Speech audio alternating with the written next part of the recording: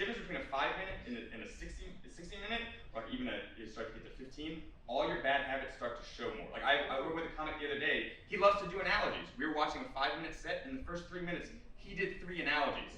For a 5-minute set, that's fine. But if he did an hour, did 60 analogies, the audience starts to go like, do you have another trick? Do you know another skill? Hey everyone, I'm William. I'm going to be teaching today a little bit about me. I know I look young. I've been doing comedy for 25 years. I'm 37. Oh, thank you. Is that a cause for celebration or sadness? We don't know. So I've been teaching comedy for the past 10 to 12, if you count helping my friends to actually getting paid. And I help people all around the world.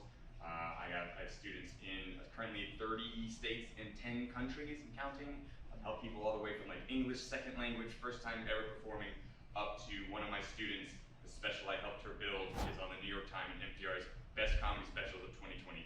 So like from the bottom to the top, I have credits as far as helping people do this thing. And there are a lot of sort of common mistakes I found as people first dive in to their initial special that they don't really think about coming from shorter sets. So that's a little bit about me. Okay, let's go. As far as when I'm working with people to build sets, there's a lot of sort of common mistakes when people first start to get enough material to do a full set. Like a lot of times, like, I have 12 5-minute sets, I have my hour, and it's like, it's gonna feel like 12 5-minute sets sort of stapled together. Once again, people are taking their first, like, hey, I have 12 5 minutes, they're stapling it together. But something to contextualize when you get to longer sets, especially if you want the whole thing to feel like it has juice. In a 5-minute set, if you're talking about, I don't know, 5 things, 1 minute each, your segues, they don't have to be that good. They can be just like 5 seconds of segues in between each thing. Who cares? That's 20 to 30 seconds. But in an hour, that's 4 to 6 minutes. That's a whole type 5 just of segues. So at that point, when things add up, you want to be making a game, making a bit, making some sort of structure out of even your segues. So like, on the next thing, hey guys, whoa, on to the next thing, and by the way, we know this, oh. There's something that you can evolve and grow in those segues, which becomes more important as the set gets longer. Additionally, physical information, a lot of beginning comics, they want to be a talking head comic. They want to be, hey, here are my ideas, listen to my ideas. They're not adding the physical information. That's fine for a type 5. But for an hour, it's like you're fighting me with one arm tied behind your back. Maybe for 5 minutes, you can hold your own.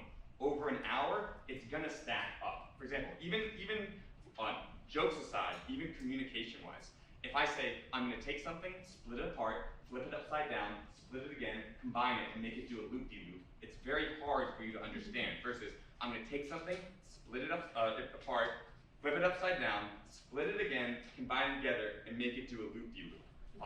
Adding very simple gestures, you don't have to go, a crazy actor.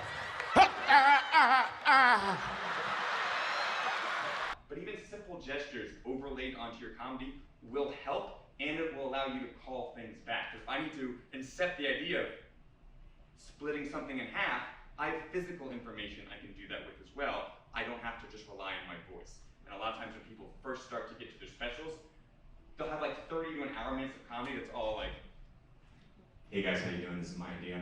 This is my next idea. Yeah, what do you guys think about this idea? This is my stage picture the whole time.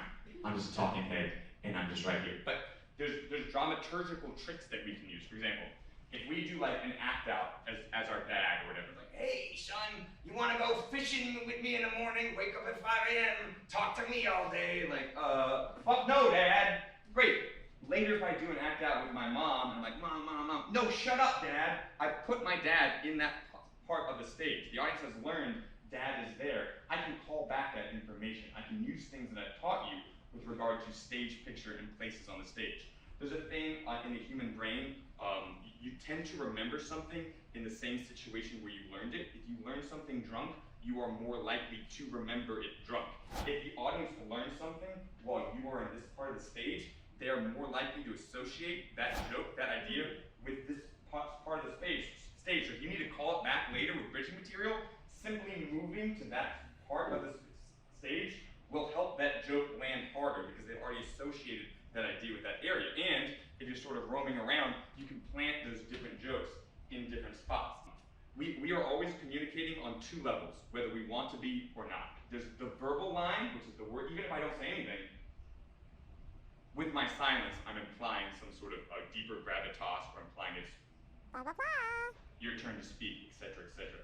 Similarly, we are always speaking on the physical line, whether we want to be or not. Even that's just showing like, oh, I'm uncomfortable right now, or like, you know, like I'm uncomfortable right now, or like, oh, hey, I am uncomfortable now, or more specific information like I break something apart, I flip it upside down, helping my ideas with my physical line. Does all that make sense? Okay. And there's an additional thing you can play off of yourself if you're using the two lines together. And once again, it'll become important, it'll become more apparent when we actually do material. But for example, like the other day, I was eating a hamburger, like, oh, fucking large hamburger. I said something with my verbal line, I tried to yes-and it with my physical line. My physical line was silly, so I made fun of my physical line with my verbal line. I then heightened the joke with my physical line again off my verbal line. I am my own duo partner, but I can only do that if I'm communicating on both lines. If I'm just using one line, I don't have as many axes to attack the joke to react to. That make sense?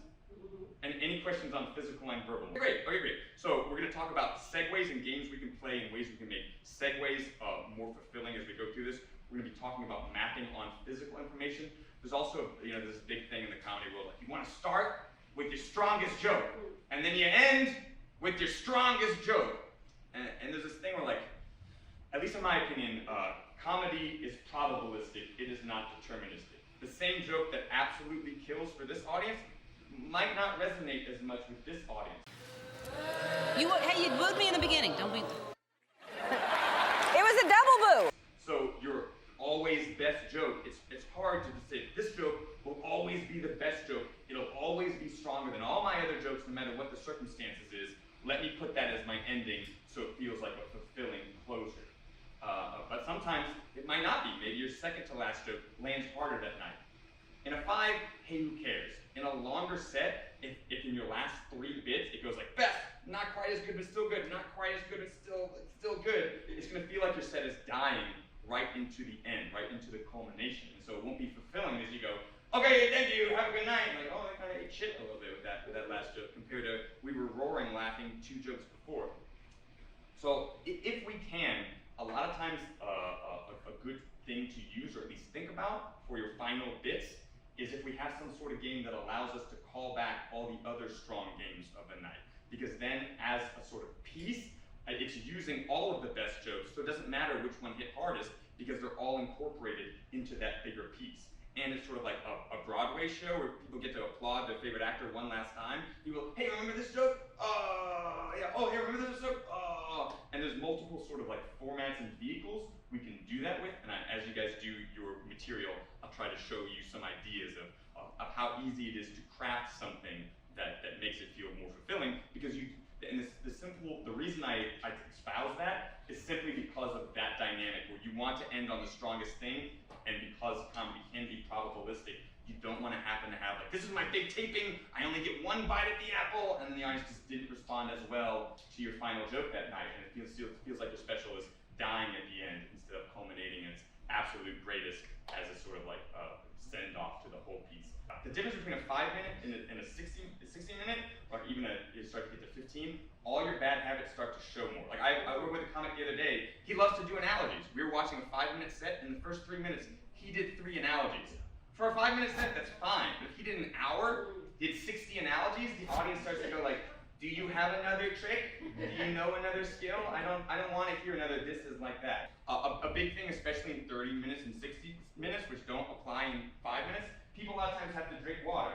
And I was watching someone, it was a Sydney Comedy Festival show. The comedian in his big break show, he had to take water. His whole set died as he went. Bored as she. Is it terrible? No, the audience understands we have to drink water, but you could just as easily be like, oh, cheers, Dad. Now you're making my mouth dry. Yeah, this one's for you. You can use the audience, you can use your bit. And so it's an interstitial moment, it is a segue, but comedy doesn't stop dead as that happens, if that makes sense. Because you're doing a bunch of different things in an hour set, you can have a long premise, you can have a 12-minute bit that doesn't have to be. I would think instead of thinking about the premise, what this joke is and how long it lasts, I would think of it, I contextualize it in terms of setup time versus payoff time.